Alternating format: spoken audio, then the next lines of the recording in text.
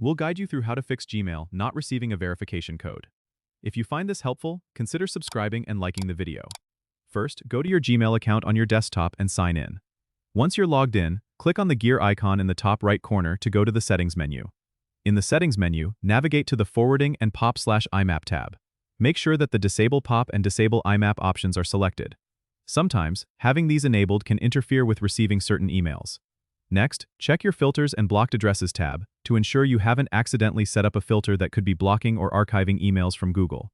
If you see any filters that might be affecting your emails, click on Edit next to them and review the settings, or simply remove them to be safe.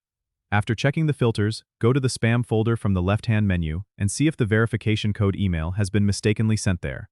If it is, mark it as not spam to make sure it goes to your inbox next time. Another important step is to check with your email provider, especially if you're using a custom domain, to ensure there are no issues on their end that might be blocking emails from Google. You can also try temporarily disabling your antivirus or firewall settings as they might be blocking these emails. Finally, if you're using any third-party email clients, make sure they are correctly configured and not interfering with your Gmail account.